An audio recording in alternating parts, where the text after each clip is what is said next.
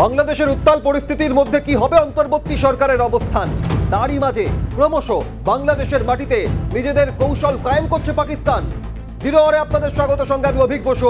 Karachi two Chittagong সমুদ্র সন্ত্রাসের এবার নয়া রুট, ফের সন্দেহজনক পাক জাহাজ বাংলাদেশমুখী। চেনা পণ্যের আড়ালে গোপন ছক পাকিস্তানের, বোঝার চেষ্টা করবো আছে জিরো আওয়ারে। বাণিজ্যিক জাহাজেই কি প্রশিক্ষিত জঙ্গি ঢুকছে বাংলাদেশে? অস্ত্র বিস্ফোরকের রসদ। আরও একবার আপনাদের জানাই যে সমুদ্র সন্ত্রাসের নয়া রুট এবার করাচি থেকে সরাসরি চট্টগ্রাম। বাংলাদেশের মাটিতে সন্ত্রাসের নয়া ছক, সন্দেহজনক পাক জাহাজ বাংলাদেশমুখী এবং এই চেনা পণ্যের আড়ালে গোপন ছক পাকিস্তানের, অর্থাৎ এই জাহাজে পণ্য পরিবহনের আড়ালে কি ছক, কি কৌশল, বোঝার চেষ্টা করবো আজ জিরো আওয়ারে। বাণিজ্যিক জাহাজেই কি প্রশিক্ষিত জঙ্গি ঢুকছে বাংলাদেশের মাটিতে? অস্ত্র বিস্ফোরকের রসদ। জঙ্গি পাকিস্তানের সঙ্গী এবার বাংলাদেশ। গোটা ঘটনায় বাংলাদেশ নিয়ে আশঙ্কিত ভারত, তবে এবার সাগরে নয়া স্টান্ট ভারতের। এই উত্তাল পরিস্থিতি, বেকায়দায় বাংলাদেশ, কি হচ্ছে অন্তর্বর্তী সরকারের অবস্থান, তারই মাঝে বাংলাদেশের মাটিতে জঙ্গি কৌশল কায়েমের নয়া কৌশল পাকিস্তানের। গোটা ঘটনায় বাংলাদেশ নিয়ে ভারত আশঙ্কিত, তবে এবার সাগরে নয়া স্টান্ট ভারতের। কি পদক্ষেপ হবে ভারতের, সব মিলিয়ে পরিস্থিতি কোথায় দাঁড়িয়ে, এবং করাচি থেকে চট্টগ্রাম এই জলপথে নয়া কি কৌশল, ষড়যন্ত্র, সব মিলিয়ে বোঝার চেষ্টা করবো আজ জিরো আওয়ারে। আমি অভিক বসু, আর আমার সঙ্গে রয়েছেন বাংলাদেশের পরিস্থিতি ঘরে বাইরে লাগাতার ধারাবাহিকভাবে প্রতি মুহূর্তে নজর রাখছেন চিফ রিপোর্টার সত্যজিৎ মুখোপাধ্যায়। আজও রয়েছেন জিরো আওয়ারে। সত্যজিৎ, বারংবার আমরা দেখেছি যে বাংলাদেশ তাদের সামরিক শক্তি মজবুত করার জন্য পাকিস্তানের সঙ্গে হাত মিলিয়েছে। বাংলাদেশ এমনকি চীন বা তুরস্কের সঙ্গেও চুক্তি করার জন্য আগ্রহ প্রকাশ করেছিল অন্তর্বর্তী সরকার, কিন্তু শুধুমাত্র আগ্রহ, সরকারিভাবে নানা রকম চুক্তিবদ্ধ নয়, এই জলপথে নয়া রুট তৈরির মাধ্যমে জঙ্গিদের প্রবেশ ঘটানো, কি কি এখনো পর্যন্ত সূত্র মিলছে সত্যজিৎ? একদম, তুমি যে তথ্য জানাচ্ছিল দর্শকদের সঠিকভাবে, এবং ভারতের পদক্ষেপটা আমরা একটু পরে বলছি। ভারত তো পদক্ষেপ নেবেই, এবং আমরা যারা ভারতীয়, যারা ভারতের ওপর, ভারতের প্রত্যেকটি পদক্ষেপকে আমাদের সমর্থন এবং জাতীয়তাবোধের প্রতি আমাদের সমর্থন থাকা উচিত, এবং সেই জায়গা থেকে ভারত চুপ করে থাকবে না। তার আগে বলি যে এই জঙ্গি পাকিস্তান আর তার সাম্প্রতিক সঙ্গী বাংলাদেশ, তাদের প্ল্যানিংটা একটু বলে দিই। আজকেই সম্ভবত এই যে জাহাজটি, যেটি এই মুহূর্তে পাকিস্তান লিজে নিয়েছে চীন থেকে, জিয়াংজাংফান, এই জাহাজটি সম্ভবত আজকেই সেটি চট্টগ্রামে আসতে চলেছে, সেই সম্ভাবনা তীব্র হচ্ছে। এবং করাচি থেকে এটা শুরু হয়েছিল, এবং করাচি থেকে চট্টগ্রাম রুটটা বলে দিচ্ছি, সেখান থেকে ইন্দোনেশিয়া, মালয়েশিয়া হয়ে আবার সেটা করাচি ফিরবে, এরকম একটা ছবি। এবং এই জিয়াংজাফান এর আগের বার যখন এসেছিল তখন তার সঙ্গে ছিল আপাতভাবে ছবি কি ছিল অভিক, আমরা সবাই জানি যে বাংলাদেশি মিডিয়াকে সামনে এনে কিছু কাপড় জামা, কিছু ডিম, কিছু এই ফল টল দেখিয়ে বলা হয়েছিল এই সমস্ত এসছে। কিন্তু তার সঙ্গে কি এসছিল? তার সঙ্গে এসছিল চুনাপাথর, ডলোমাইট এবং বেশ কিছু নিষিদ্ধ রাসায়নিক। এবং বিশেষজ্ঞরা বলে থাকেন যে এই রাসায়নিকগুলোকে দিয়ে একেবারে নির্দিষ্টভাবে সেখান থেকে বিস্ফোরক তৈরি করা সম্ভব, সেটা চেপে গেছে পুরোপুরি বাংলাদেশ সরকার।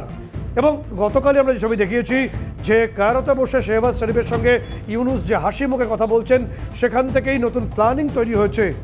এবং তোমাকে বলে রাখবো যে এই জাহাজটি গতবার এসছিল মোটামুটি 370 কন্টেনার নিয়ে, এবং তার মধ্যে 273টি কন্টেনার ছিল পাকিস্তানের। এবার আসছে 850টি ন্যূনতম কন্টেনার নিয়ে, এবং সবগুলোরই পাকিস্তানের। এবং যেটা গোয়েন্দা সূত্রে রিপোর্ট আসছে যে এই যে রহস্যজনক জাহাজ, যেটি করাচি থেকে ডিরেক্ট চট্টগ্রামে আসছে, এটাই কি সন্ত্রাসের নয়া রুট সাগরের কিনা, তা নিয়ে বিভিন্ন রিপোর্ট ইতিমধ্যে গোয়েন্দা সূত্রে বিভিন্ন জায়গায় জমা পড়েছে, বা গোয়েন্দারা ভীষণ নির্দিষ্টভাবে সতর্ক রয়েছেন গোটা বিষয়টা নিয়ে। এই রুটেই প্রচুর পরিমাণে যে তথ্য আমাদের হাতে বিভিন্ন ইন্টেলিজেন্স রিপোর্ট অনুসারে আমরা পাচ্ছি যে এই জাহাজটির মধ্যেই ব্যাপকভাবে ফের আর্টিলারি সেল, অর্থাৎ কামানের যে গোলা এবং প্রচুর অ্যামুনিশনস, এবং পাকিস্তানের যে নিজস্ব অর্ডিন্যান্স ফ্যাক্টরি রয়েছে, সেই অর্ডিন্যান্স ফ্যাক্টরিতে তৈরি পাকিস্তানের নিজস্ব যে চীনা ধাঁচের যে সমস্ত স্বয়ংক্রিয় রাইফেল বা ইনসাস বা এই ধরনের রাইফেলসগুলোকে পাঠানো হচ্ছে প্রচুর পরিমাণে এই জাহাজটিতে করে, এবং আপাতভাবে সেটাতে মিডিয়াকে দেখিয়ে দেওয়া হবে বা গণমাধ্যমে দেখানো হবে কিছু জামা কাপড় বা কিছু প্রয়োজনীয় জিনিস, কিন্তু ওই 850 যে বিপুল কন্টেনার আছে তার ভেতরেই পেটের মধ্যে লুকিয়ে থাকবে আসল উদ্দেশ্য। পাকিস্তানের জন্ম হয়েছিল জেহাদের জন্য, জেহাদ করতে করতেই দেশে দেউলিয়া হয়ে গেছে। জেহাদের পর থেকে পাকিস্তান আজ অব্দি সরে আসেনি। তবে দুর্ভাগ্যের বিষয়, বর্তমানে তাদের নির্ভরযোগ্য সঙ্গীর নাম বাংলাদেশ, এবং সেই বাংলাদেশের মাটি ব্যবহার করে এই যে বিপুল পরিমাণ অস্ত্র এই জাহাজটিতে আসছে বলে গোয়েন্দা রিপোর্ট ইতিমধ্যেই বিভিন্ন জায়গায় গেছে, সেই জাহাজটির এই অস্ত্র নির্দিষ্টভাবে তুলে দেওয়া হবে একেবারে সেখানকার মৌলবাদীদের হাতে। এবং এই মাহফুজ আলম হিজবুত তাহরির নেতা, সে ঢাকা ক্যান্টনমেন্টে বসে সেটা ডিস্ট্রিবিউট করবেন। তুমি জানো যে ইতিমধ্যে যতগুলো স্লিপার সেল ছিল, যতগুলো মৃতপ্রায় জঙ্গি সংগঠন ছিল যারা উত্তর পূর্বের রাজ্যে নিষ্ক্রিয় হয়ে গেছিল, অর্থাৎ আনসারুল্লাহ বাংলা টিম সহ সমস্ত এই জঙ্গি গোষ্ঠীগুলোকে আবার নতুন করে জীবিত করার চেষ্টা শুরু হয়েছে আইএসআর মদতে। এবং এই অস্ত্রই এরপর আমাদের উত্তর পূর্বাঞ্চলের যে 7 সিস্টার্স এখানে ছড়িয়ে দেওয়ার চেষ্টা করবে, কারণ ইতিমধ্যেই লুৎফুজ্জামান বাবর তিনি জেল থেকে ছাড়া পেয়েছেন। এই আর এক জঙ্গি নেতা যে 10 ট্রাক অস্ত্র ভারতে পাঠাতে গিয়ে অ্যারেস্ট হয়ে গেছিল। ফলে এই জসিমউদ্দিন যে রয়েছে, অর্থাৎ জসিমউদ্দিন রহমানিয়া এবিটি অর্থাৎ আনসারুল্লাহ বাংলা টিমের যিনি প্রধান, তাকে ছেড়ে দেওয়া হয়েছে, বাবরকে ছেড়ে দেওয়া হয়েছে। এরা তো কোনো ললিপপ খেতে বেরো হয়নি। এদের মূল উদ্দেশ্য হচ্ছে এই 7 সিস্টার বা উত্তর পূর্বাঞ্চলের রাজ্যে এই জঙ্গি নেটওয়ার্ককে বাড়ানো এবং ভারতকে রক্তাক্ত করা। এবং সেই কারণেই তাদের নির্ভরযোগ্য জঙ্গি দেশ পাকিস্তান তারা অস্ত্র বাড়াচ্ছে এই জাহাজে করে। বাণিজ্যিক রুটের আড়ালে আসছে অস্ত্র এবং অন্যান্য ডলোমাইট থেকে শুরু করে বিভিন্ন ধরনের রাসায়নিক, যেগুলো দিয়ে আইইডি এক্সপ্লোশন ঘটানো সম্ভব বলেই। সত্যিই আমি এখান থেকে একটা বিষয় বোঝার চেষ্টা করব যে এই করাচি থেকে চট্টগ্রাম বাণিজ্যিক রুট এবং এই জলপথ প্রায় 2500 কিলোমিটার, এবং সেখান থেকে দাঁড়িয়ে এই পথকে বেছে নেওয়ার ক্ষেত্রে এই পথেই জঙ্গিদের বা অস্ত্র বা এই ধরনের সন্ত্রাসবাদী কার্যকলাপ করার ক্ষেত্রে একটা সুগম হবে বাংলাদেশে পৌঁছানো এবং সেখান থেকে বিভিন্ন জায়গায় ছড়িয়ে ছিটিয়ে দেওয়া। এই ভাবনাটা পাকিস্তান বাংলাদেশকে যৌথভাবে পরিকল্পনার মাধ্যমেই সিদ্ধান্ত নিয়েছে বলে মনে হয়? একদমই তাই, পরিকল্পনা না নেওয়ার কিচ্ছুই নেই। কারণ তুমি দেখবে যে এই যে রোহিঙ্গা যে জঙ্গি গোষ্ঠী, তার যে প্রধান জুন্নি, এই জুন্নি ট্রেনিং হয়েছিল আফগানিস্তানের খোস্ত প্রদেশে এবং বাংলাদেশ থেকে সরাসরি করাচি, সেখান থেকে সরাসরি সে চলে গেছিল আফগানিস্তানে, এবং গোটাটা আইএসআই এবং ডিজিএফআই মিলে করেছিল। এই দুটি সংস্থাই মূলত জঙ্গিদের এই মুহূর্তে প্রাধান্য দিচ্ছে এবং তাদেরকে পুরোপুরি এন্টারটেইন করছে। তবে যে তথ্য তুমি প্রশ্ন করছিলে যে ভারতকে হাত গুটিয়ে বসে থাকবে, একদমই নয়, প্রশ্নই ওঠে না।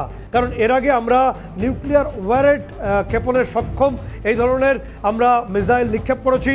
যে রুটে জাহাজটা আসছে সেই রুটেই করেছি, নোটান জারি করে করা হয়েছিল, এরপর আবারও করা হবে। তাতে যদি পাকিস্তানের জাহাজ খান হয়ে যায় তাতে কিছু করার থাকবে না, কারণ আমাদের পরীক্ষা নিরীক্ষা বঙ্গোপসাগরে আমাদের আধিপত্য আমরা চালাবো। এবং নির্দিষ্টভাবে যে তথ্য আসছে তোমাকে বলবো যে একটা ঘটনার কথা মনে করিয়ে দেবো, সেটা 1971-এর যুদ্ধ তখন চলছে, আমরা ছবিতে দেখিয়ে দেবো।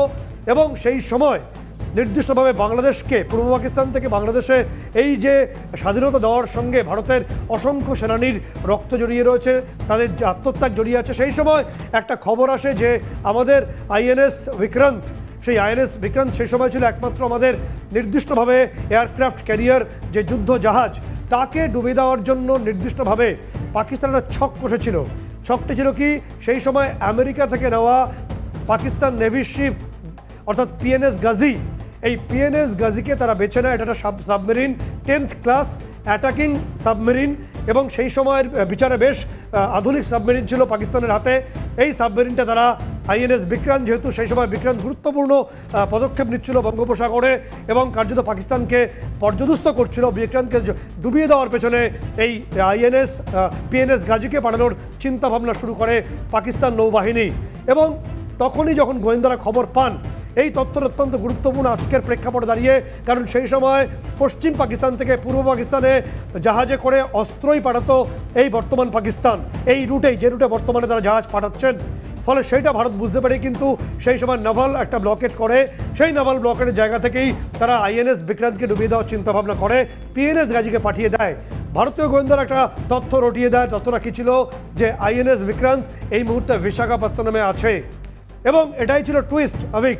আইএনএস বিক্রান্তকে আমরা নির্দিষ্টভাবে ইউ টার্ন করে পাঠিয়ে দিই আন্দামানের দিকে, সেফ করিডর করে দেওয়া হয়, এবং আইএনএস বিক্রান্তের পরিবর্তে সেখানে আইএনএস রাজপুত, এটা অ্যাকচুয়ালি ডেস্ট্রয়ার ছিল, সেটাকে দাঁড় করিয়ে রাখা হয়। আমি থার্ড ডিসেম্বরের কথায় আসবো।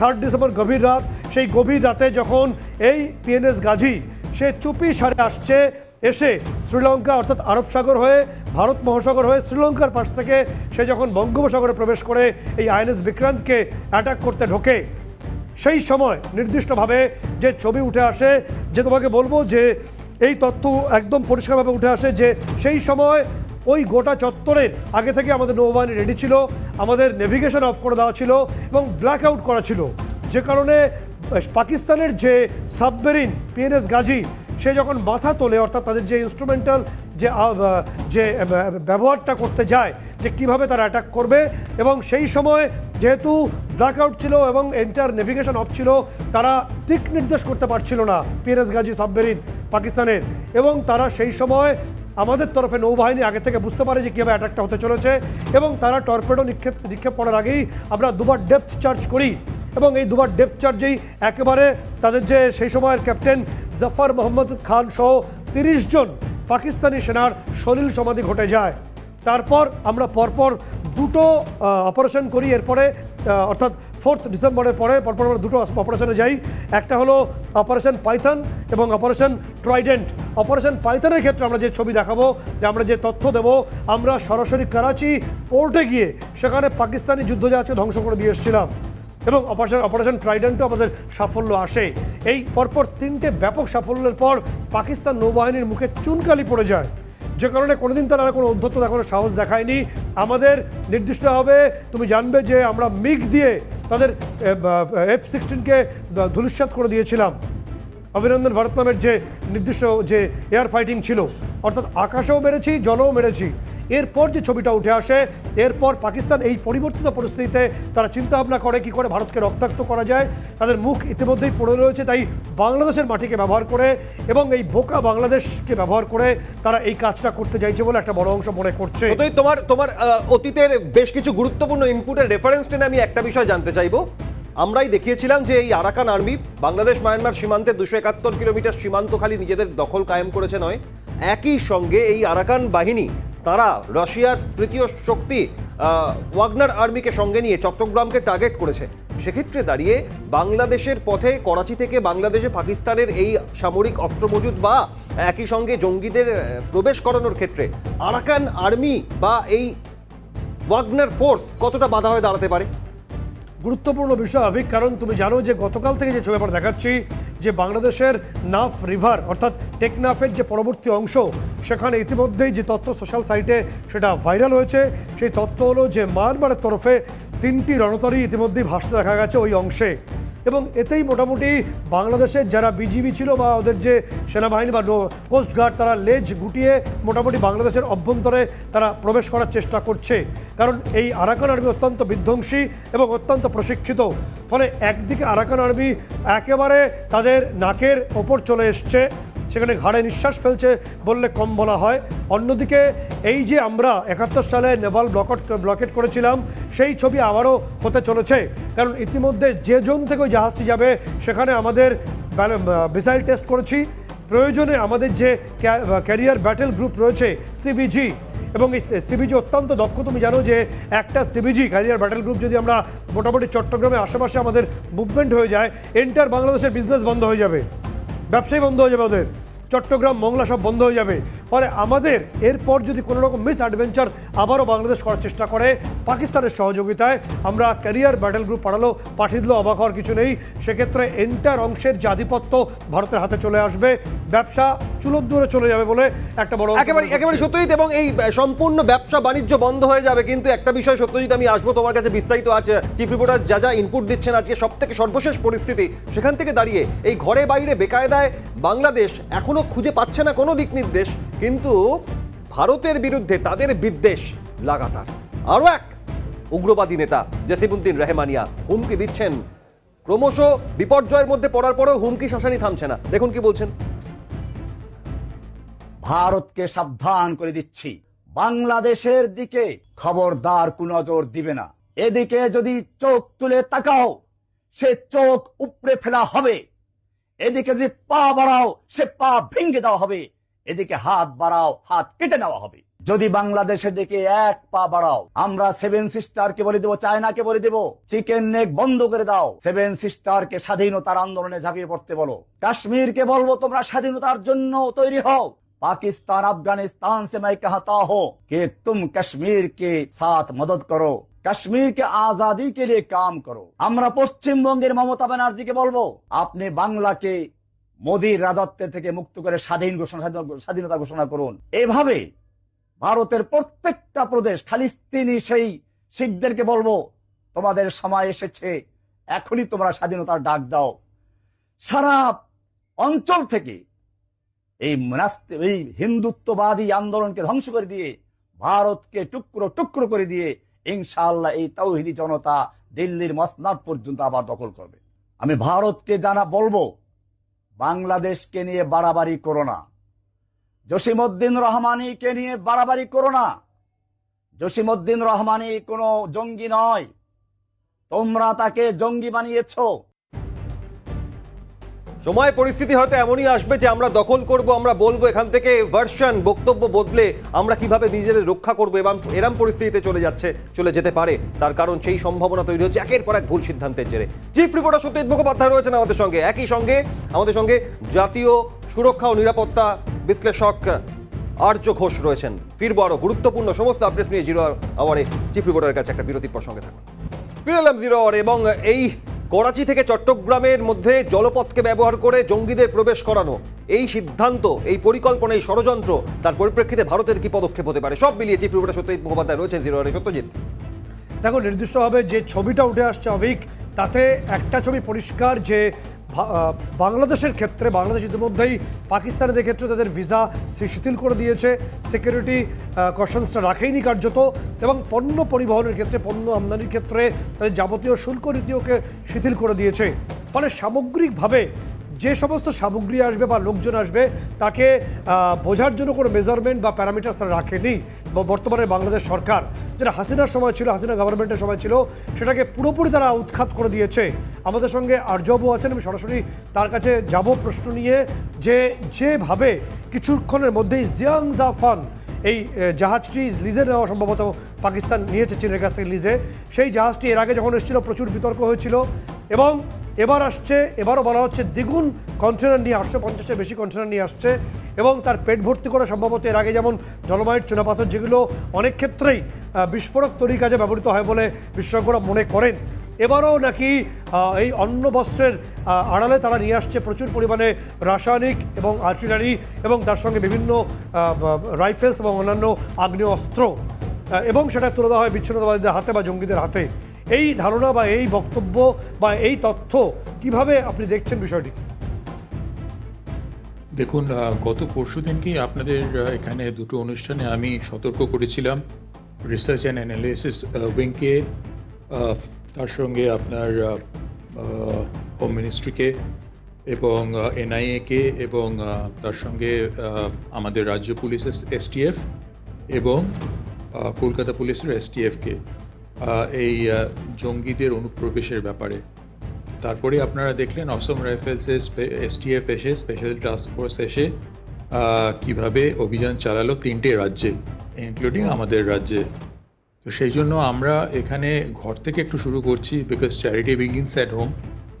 আমাদের এখানে ওজিডাব্লিউস যারা আছেন, তারা যতই নগণ্য হোক বা ধারে ভাড়ে যতই বড় হোক, তাদেরকে কিন্তু নির্বিচারে অ্যারেস্ট করতে হবে, ট্রেস করতে হবে এবং অ্যারেস্ট করতে হবে, এবং একদম সূর্যের আলো যাতে না দেখতে পান ভবিষ্যতে তার ব্যবস্থা করতে হবে।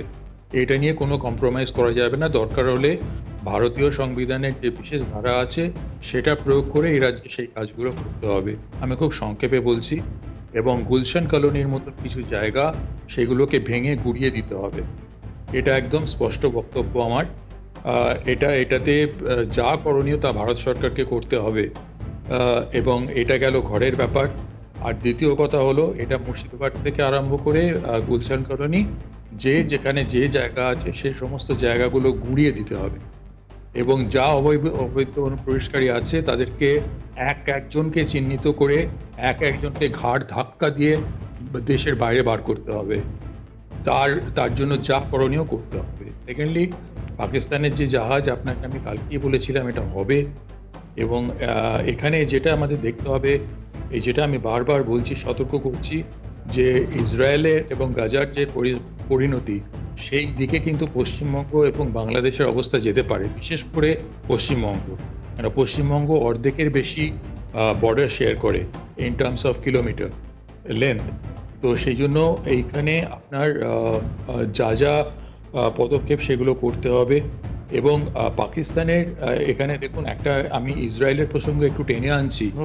ইসরায়েল কিন্তু প্রথম দিন থেকে, মে 14, 1948, যেদিন থেকে ইসরায়েলের হলো আপনার, তারা একজন নেশন হিসেবে আত্মপ্রকাশ করলো, তো সেই দিন থেকে, সেই সন্ধ্যে থেকেই তারা কিন্তু এই ইসলামিক মৌলবাদের আক্রমণের শিকার।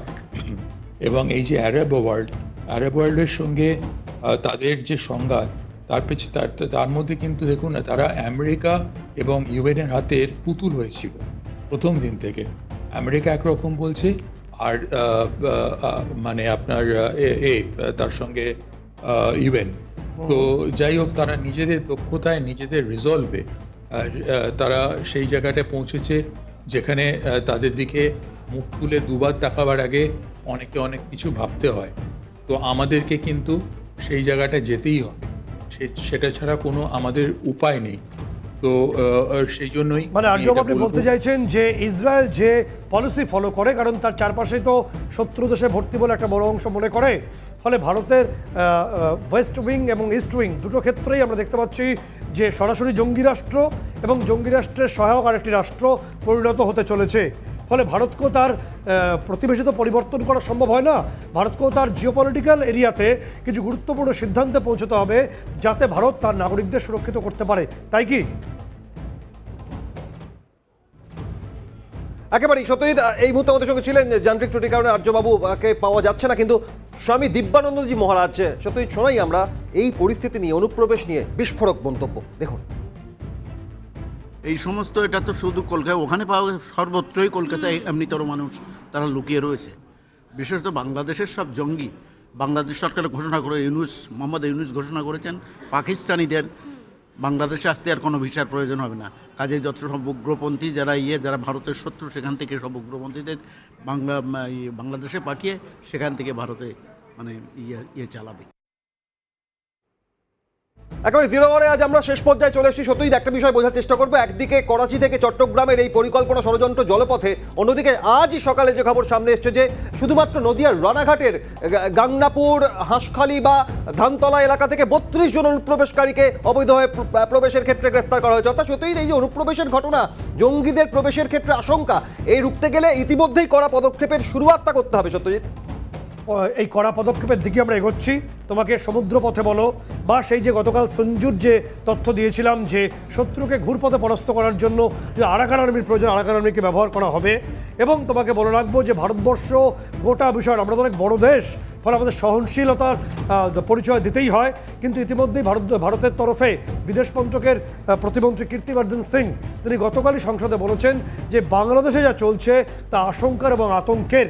ভারতের সংসদে দাঁড়িয়ে ভারতের বিদেশ দপ্তরের প্রতিমন্ত্রী যখন কথা বলেন, তাহলে ভারত গোটা বিষয়টা খুব গুরুত্ব সহকারে দেখছে। যাবতীয় যে আমাদের ইন্টারনাল যে সিকিউরিটি ফোর্স, তারা অ্যালার্ট রয়েছে, একটা করে জঙ্গিকে ধরা হবে এবং সেগুলোকে প্রয়োজনে নিকষও করা হবে।